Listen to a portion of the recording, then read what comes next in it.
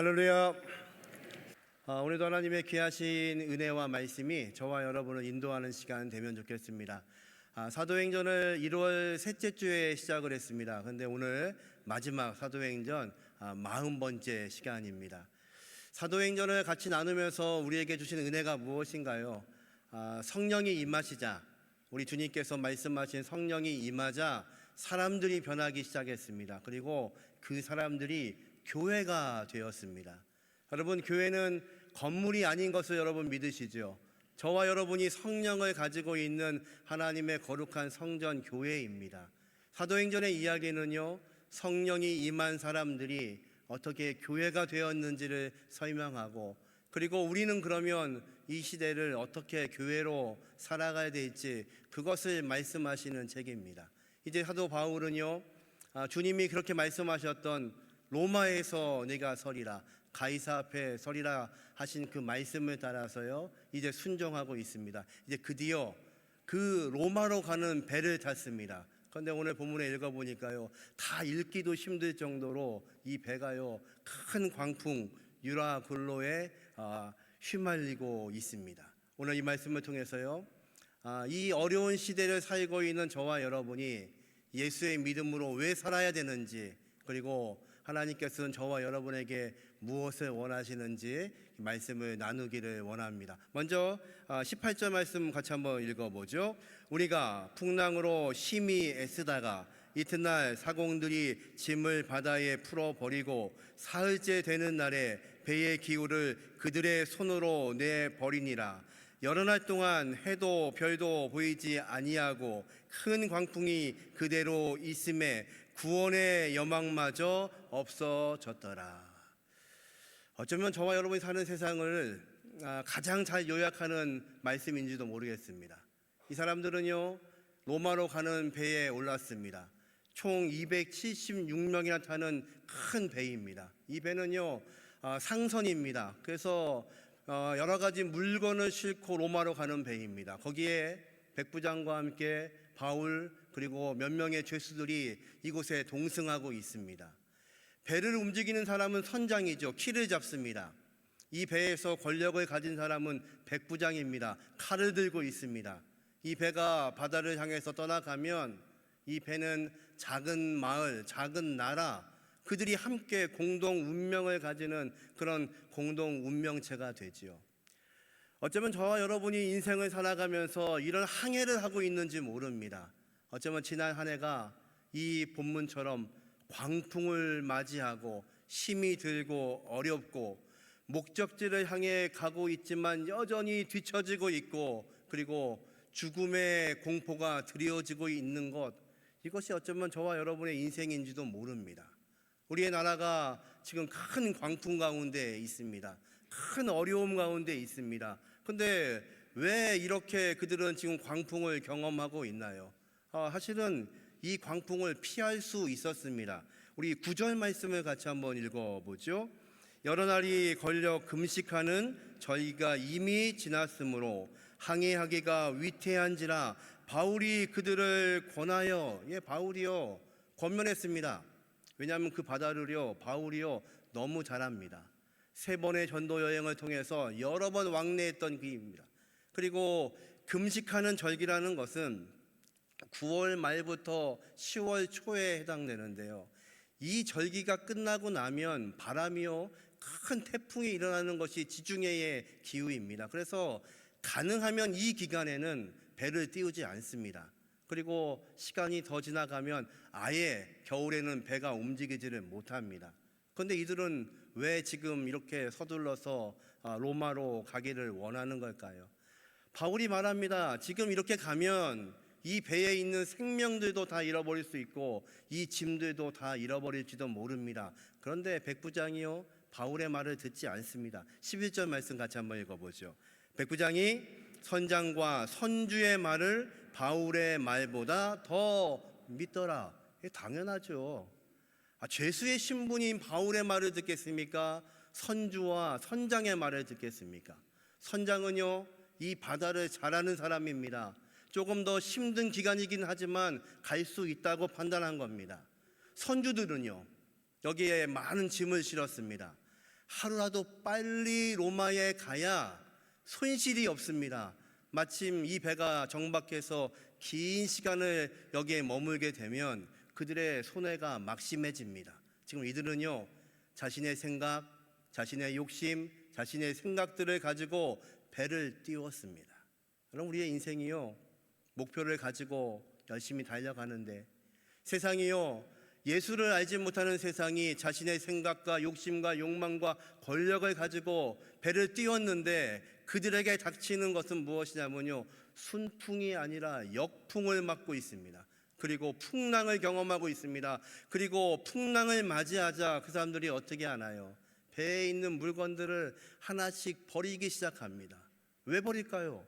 그렇게 아끼는 물건, 이제 로마로 가져가서 팔아야 되는 그 물건, 왜 바다에 던지고 있나요? 생명보다 그것이 중하지 않기 때문에 그렇죠. 모든 것들을 다 버렸습니다. 그런데도 이 배는요, 제대로 움직이지를 않습니다. 큰 바람 속에서 위태위태 흔들리고 있습니다. 해도 보이지 않고 별도 보이지 않고 캄캄한 진흙 같은 어둠이 그들을 맞이하고 있습니다. 그랬더니요, 그들의 입에서 나오는 메시지가 뭐냐면요, 이제 모든 여망이, 모든 희망이 없어졌다고 고백합니다. 이것이요, 예수를 알지 못하는 세상의 모습입니다. 내 목표를 가지고 뛰어가지만, 내 방향을 가지고 배를 띄웠지만 여전히 풍랑 속에서 살고 있는 것이 이 시대의 어려움이고 아픔입니다. 여러분, 그런데 누구의 말을 들어야 될까요? 그렇게 되면 아무 희망이 없을 때, 절망 가운데 있을 때, 생명을 유지하지 못할 때 누구의 말을 들어야 되나요? 지금 바울이 그 배에 타고 있습니다. 하루는 예수님이 베드로를 찾아오십니다. 베드로에게요, 배를 띄우게 하시고 말씀을 증거하시죠. 말씀이 끝난 후에 베드로에게 말씀합니다. 저 깊은 곳에 가서 그물을 던지라. 지난 밤에요, 베드로는 밤새도록 그물을 던졌지만 물고기 한 마리도 건지지 못했습니다. 그는요, 갈릴리에서 뼈가 굳은 어부입니다. 그런데 지금 말씀하시는 분은요, 목수의 아들입니다. 바다를 알지 못하는 분입니다. 그런데요, 베드로는요, 그 예수의 말씀을 듣고 깊은 곳에 가서 그물을 던집니다. 그랬더니요, 밤새 잡히지 않았던 고기를 잡습니다. 그가 예수님 앞에 무릎을 꿇습니다. 이 죄인을 떠나십시오. 그분이 이 바다를 만드신 분이라는 것을 깨닫게 되는 겁니다. 여러분, 우리의 인생의 광풍 속에서 내 인생의 배가 좌초될 위기에 있을 때, 아무런 희망이 없다고 말하는 그 순간에 여러분, 누구의 말씀을 듣기를 원하십니까? 여러분 속에 있는 그 욕심과 욕망을 가지고 말씀하겠습니까? 아니면 전능하신 하나님의 음성을 듣기를 원하십니까? 새로운 한 해, 저와 여러분의 인생을 중원하시는 전능하신 아버지 하나님의 귀하신 말씀이 저와 여러분을 이끌 수 있는 귀한 복이 있기를 주님의 이름으로 축원합니다. 그런데 다행인 것은요, 이 배에 하나님의 사람 바울이 타고 있는 겁니다. 바울이 이제 이야기하기 시작합니다. 바울이 무엇을 말하나요? 22절부터 같이 한번 읽어보죠.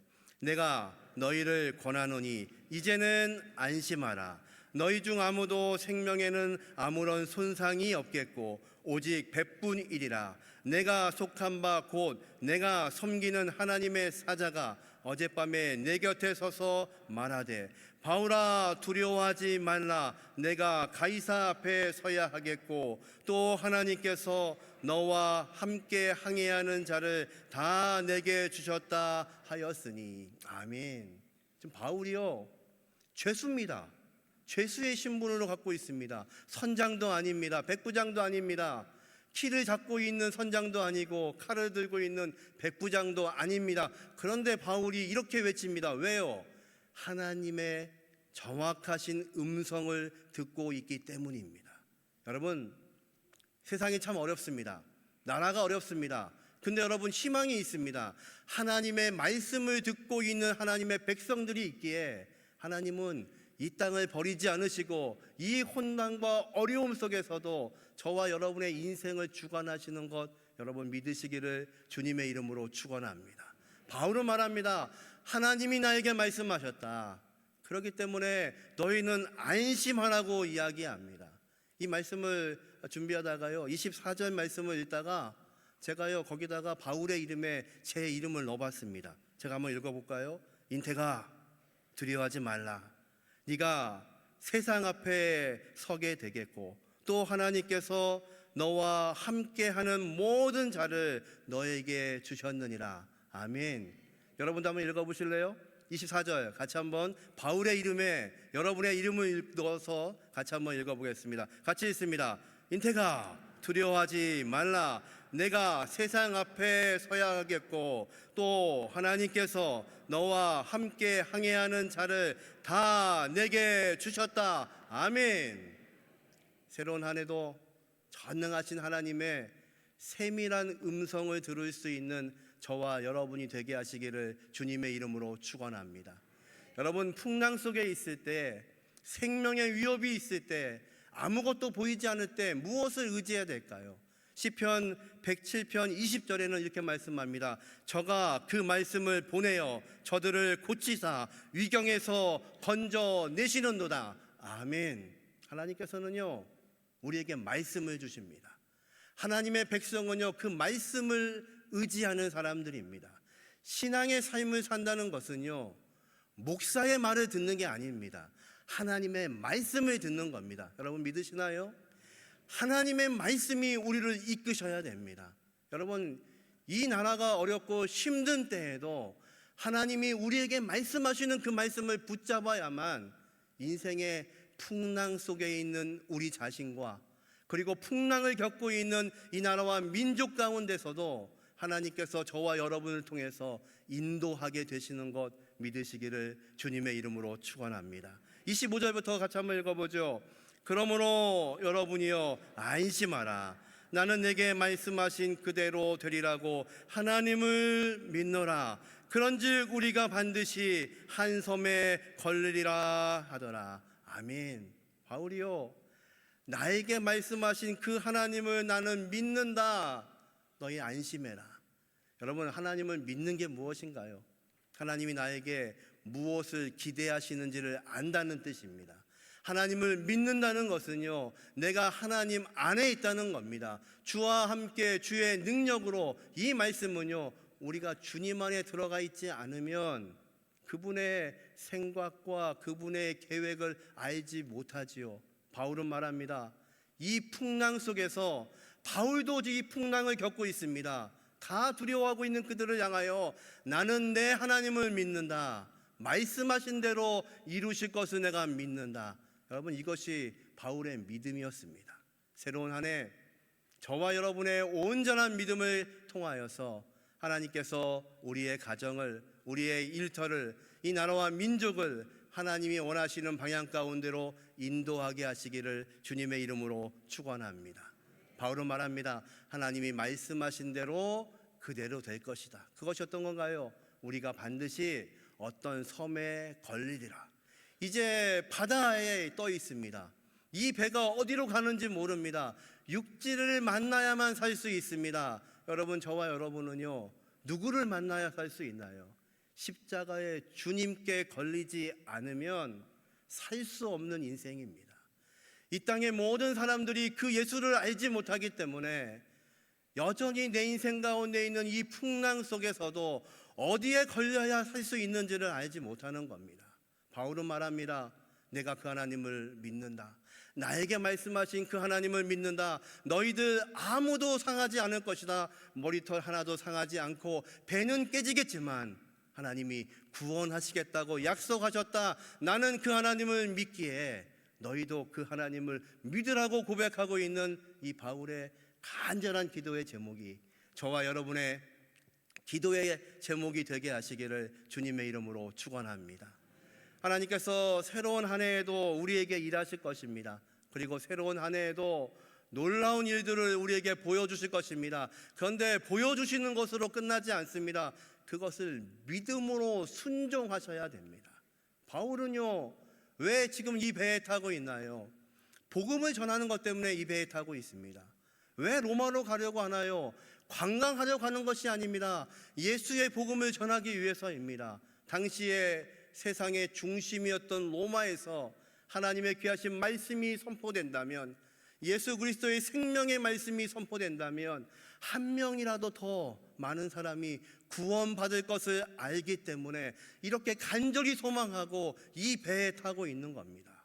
다른 사람들은요, 자기의 목적 때문에 타고 있습니다. 자기의 이익 때문에 타고 있습니다. 그런데 놀라운 것은요, 자기의 이익, 자기의 권리, 자기의 인생 때문에 이 배를 타고 있는 사람이 예수를 따라 움직이고 있는 이 바울 때문에 새로운 생명을 구원받고 있다는 사실입니다. 여러분, 세상이 어렵습니다. 그러나 걱정하지 마십시오. 저와 여러분이 하나님의 귀한 백성으로 온전히 무릎 꿇을 수 있다면, 하나님의 귀하신 말씀으로 이 땅을 향하여 무릎 꿇을 수 있다면, 기도할 수 있다면 하나님께서요, 풍랑 가운데 있는 이 대한민국도 건지시고 새롭게 하시고 역사하실 것을 믿으시기를 주님의 이름으로 축원합니다. 이 믿음이 저와 여러분의 간절한 믿음 되기를 소망합니다. 이제 바울은요, 14일 동안 이 풍랑 속에서 아무것도 먹지 못하고 있는 사람들을 향하여서 떡을 떼기 시작합니다. 33절부터 같이 한번 읽어보죠. 날이 새어가매 바울이 여러 사람에게 음식 먹기를 권하여 이르되, 너희가 기다리고 기다리며 먹지 못하고 줄인 지가 오늘까지 열 나흘인즉 음식 먹기를 권하노니 이것이 너희의 구원을 위하는 것이요 너희 중 머리카락 하나도 잃을 자가 없으리라 하고, 떡을 가져다가 모든 사람 앞에서 하나님께 축사하고 떼어 먹기를 시작하며 그들도 다 안심하고 받아 먹으니. 아멘. 바울은 지금 죄수입니다. 선장도 아닙니다. 백부장도 아닙니다. 그런데 지금 이 배에 있는 모든 사람들을 권면하고 있습니다. 이 배에 타고 있는 모든 사람들은요, 살아날 소망이 없는 사람입니다. 그들을 향해서 말합니다. 14일 동안 먹지 못했으니. 그러니까 바람이 얼마나 셌으면 14일 동안 이리저리 배가 흔들리는 것 때문에 아마 멀미도 하고, 그리고 살 여망이 없으니까 먹기를 금했던 것 같습니다. 그들이 먹지 않고 있으니까 바울이요, 떡을 뗍니다. 하나님께 축사하고 떡을 뗍니다. 마치 예수님께서 마지막 날 밤에 그 떡을 축사하시고 제자들에게 나눠주신 것처럼 바울이요, 이 배에서 떡을 떼어서 그들을 먹이고 있는 겁니다. 먹어야 산다. 너희가 반드시 살 것이니까 힘을 내야지 산다. 그 바울의 말에 이 사람들이 안심하고 떡을 먹기 시작합니다. 놀라운 것은요, 우리는 얼마나 연약한 존재인지 조금만 걱정이 생기면요, 입맛이 떨어집니다. 조금만 걱정이 들면요, 잠이 오지를 않습니다. 조금만 걱정이 있으면요, 세상이 다 무너지는 것 같습니다. 아무것도 하기 싫습니다. 그런데요, 전능하신 하나님께서 함께하는 하나님의 백성들은요, 언제나 하나님 주시는 그 능력으로 세상을 이끌어가는 거 믿으시기를 주님의 이름으로 축원합니다. 바울이 이 배에 있는 사람들을 먹이고 있는 것처럼 전능하신 하나님께서 저와 여러분을 인도하셔서 이 어려워진 세상 가운데서 저와 여러분을 사용하시기를 주님의 이름으로 축원합니다. 어느 권사님이요, 낙심되셔가지고 식사를 안 하신다는 소식을 들었어요. 그래서 신방을 갔어요. 권사님, 드셔야 됩니다. 드셔야 힘을 얻습니다. 그랬더니요, 아무것도 먹고 싶지 않대요. 드셔야 돼요. 그랬더니요, 뭐라고 하시냐면, 성경에 목사님 밥 먹으라는 얘기가 있으면 저한테 말씀해 보세요. 근데 이 구절이 생각이 나는 겁니다. 보세요, 바울이요, 풍랑 속에 있는 사람들한테 먹어야 구원받는다고 이야기하잖아요. 그랬더니 권사님이 눈이 꿈뻑꿈뻑 하시더니요, 식사를 시작하시는 거예요. 여러분, 우리는요, 얼마나 연약한 존재인지 모릅니다. 근데 놀라운 것은 하나님의 사람이 있는 곳에 하나님의 놀라우신 역사가 이루어지기 시작합니다. 이제 이 배는 어떻게 되나요? 44절 말씀 같이 한번 읽어보죠. 그 남은 사람들을 널조가 고은 배 건물에 의지하여 나가게 하니 마침내 사람들이 다 상륙하고 구조되니라. 아멘. 그 배에 타고 있는 모든 사람이 살았답니다. 다른 번역에는요, 이 모든 사람이 구원을 얻더라. 아멘. 누구 때문에요? 하나님의 사람 바울 때문에요. 언젠가 한번 선교지에 가서 선교사님하고 비행기를 타고 가는데, 작은 비행기입니다. 선교지에까지 들어가야 되는 비행기인데요, 바람이 얼마나 부는지 이 비행기가요 착륙을 못하고 몇 번을 이제 선회하는 겁니다. 한 15분, 20분을 선회했습니다. 사람들이 좀 두렵죠. 걱정이 되죠. 그러다가 겨우 한 20분여 만에 비행기가 땅에 이렇게 도착을 했습니다. 비행기 탄 사람들이 다 같이 환호를 부르는 겁니다. 와, 살았다는 거죠. 하여튼 옆에 계신 선교사님이요, 씩 웃으시면서 하시는 말씀이, 목사님, 이 사람들이요 누구 때문에 살았게요? 우리 때문에 살았습니다.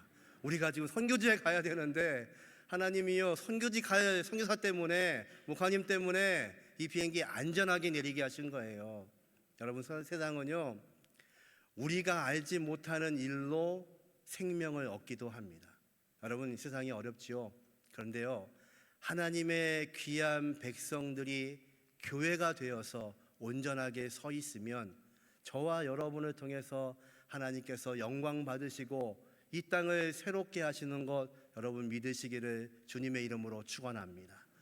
우리는 지난 한 해 동안에 이 사도행전의 말씀을 따라서, 성령을 따라서 살았습니다. 하나님의 귀하신 말씀이 무엇인지를 우리가 공부하고, 그리고 말씀을 읽으면서 대형의 모든 공동체가 똑같은 본문을 가지고 말씀을 읽었습니다.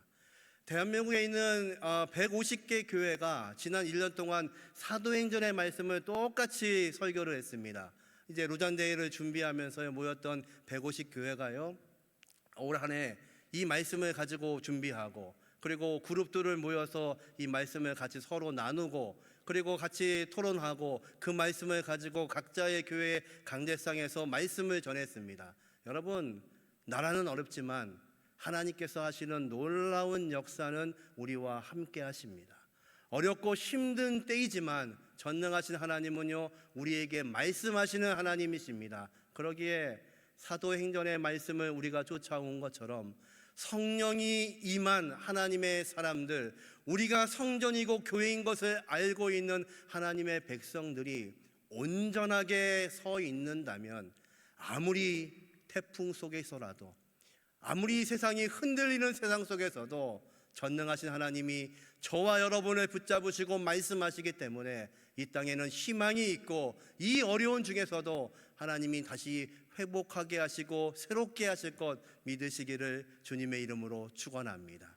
이것이 하나님의 백성들의 능력입니다. 이것이 하나님의 백성들이 나아갈 길입니다. 하나님의 백성은요 사람의 말을 의지하지 않고 하나님의 말씀을 의지합니다. 이제 바울은요 그렇게 소원했던 로마에 도착합니다. 그 다음 장, 이제 사도행전 28장 맨 마지막 절은 이렇게 마침을 찍습니다. 30절부터 같이 한번 읽어보죠. 바울이 온 이태를 자기 셋집에 머물면서 자기에게 오는 사람을 다 영접하고 하나님의 나라를 전파하며 주 예수 그리스도에 관한 모든 것을 담대하게 거침없이 가르치더라. 아멘. 바울은요 이제 주님의 말씀대로 로마에 서게 됩니다. 그리고 2년 동안에 그에게 찾아오는 모든 사람들을 환영하고 영접합니다. 그리고 그들에게 예수 그리스도가 누구신지를 전합니다. 어떻게 해요? 담대하게 거침없이 가르치기 시작합니다. 새로운 한 해 전능하신 하나님께서 저와 여러분을 담대하게 거침없이 예수의 귀한 증인으로 살게 하시기를 주님의 이름으로 축원합니다. 하나님의 귀하신 능력이 우리의 가정에, 우리의 사업체에, 그리고 우리 나라와 민족 가운데 함께하는 일에 저와 여러분을 사용하시기를 주님의 이름으로 축원합니다. 이제 사도행전은 28장으로 끝나지만 진짜 사도행전은 29장부터입니다. 바로 저와 여러분이 사도행전 29장을 살아가시는 겁니다. 오늘을 살아가시는 겁니다. 예수의 사람으로 사시는 겁니다. 성령의 사람으로 사시는 것입니다. 그래서 이 땅을 향하여서 바르고 정직하며 하나님의 귀하신 말씀으로 설 때에 하나님께서요 저와 여러분을 사용하셔서 이 대한민국을 새롭게 하시고 역사하시고 새로운 한 해 저와 여러분이 기대하지 못했던 놀라운 새로운 일들을 이루게 하시기를 주님의 이름으로